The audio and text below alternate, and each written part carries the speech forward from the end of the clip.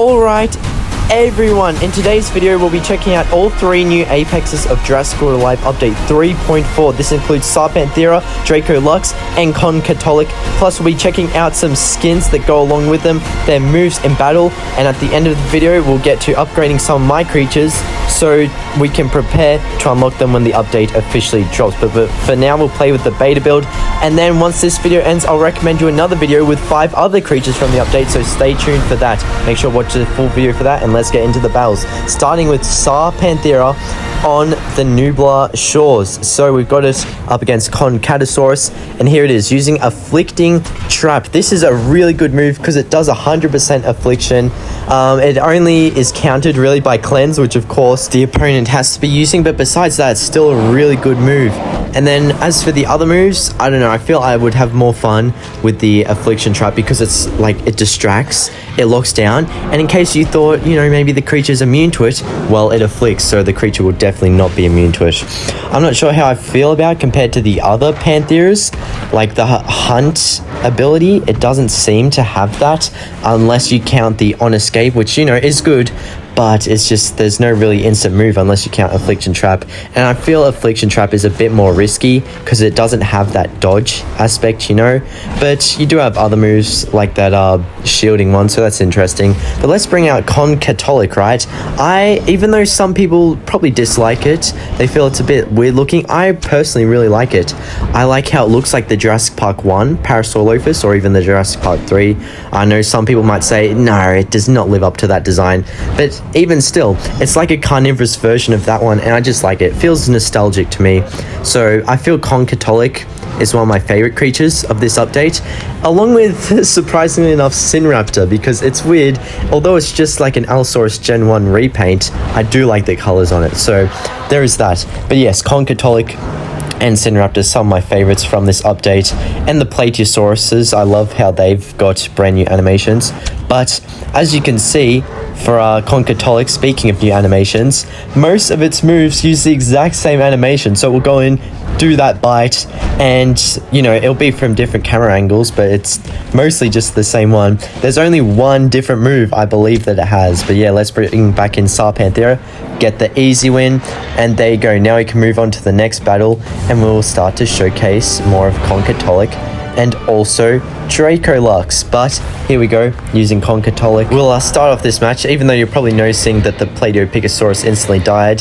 That is because I used some other creatures, but you'll have to wait for my other video, but at the end of this video where I'll show it off to you guys. And then we've got Magnipardo back in, and it does have a brand new couple of abilities, and I'll go over them quickly, pull them up soon.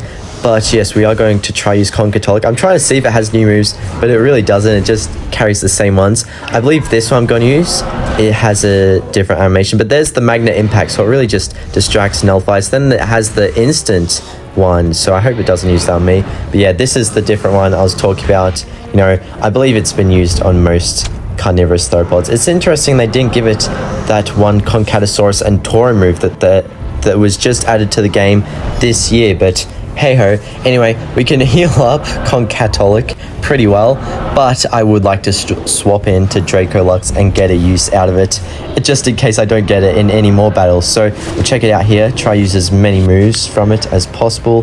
There's the swap in move, it doesn't stun, surprisingly enough, even though most ceratopsians swap in moves do stun.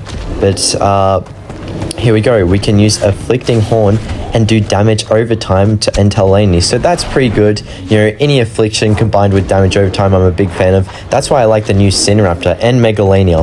I feel Megalania could be a lot of fun, but I need to level it up a tad bit more, and the best thing to do with bleeding creatures that can afflict is just add health to them. I don't care, they don't need attack at all. Like, I'll have them on 580 attack. Don't need it, I just need the damage over time. But here we go, we'll have a speed up from that move, so I believe we're now faster than Entelania. I will do our strike, because why not? I believe it does a bit more damage to it, although, we could have used a shield, couldn't we? Oh well, a bit late. Not going to get to show that off, are we? I don't think.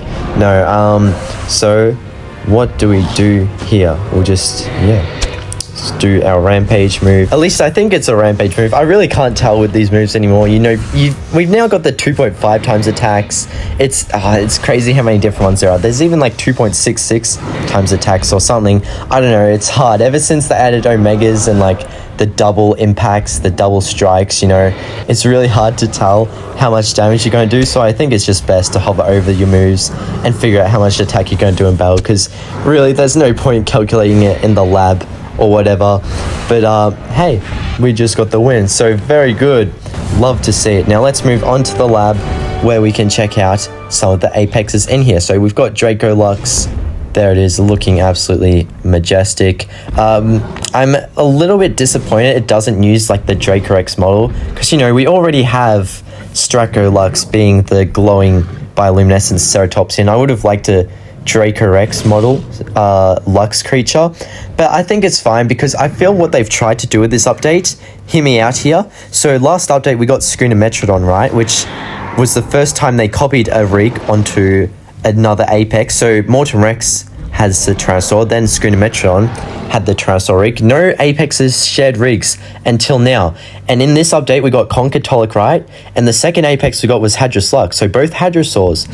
And in this update we also got Draco Lux, Ceratopsian, right, and what was the third apex we got? A Ceratopsian, but that being the Ceramagnus.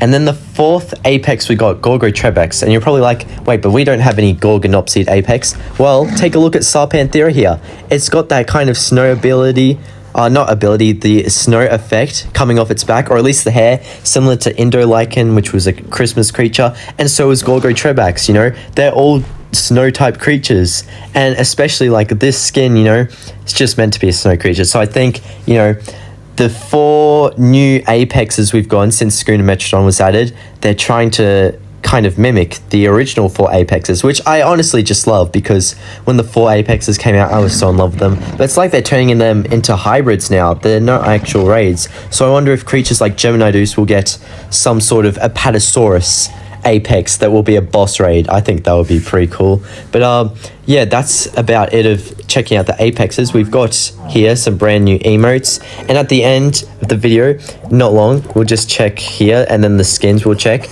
We'll look at if I can upgrade my creatures high enough to unlock the apexes on my actual account. So this is the Bay build, by the way. Thank you to Jurassic World for giving it to me. Really appreciate it. They went through a lot of effort, as I was having some issues getting into my Bay build, but we managed to do it in the end, and here we go. I do believe we have enough DNA to get every creature level 25, so I should be able to get most of the apexes. But yeah, make sure to check out the video in the top left for the other 5 3.4 creatures, and I'll see you later. Bye everyone.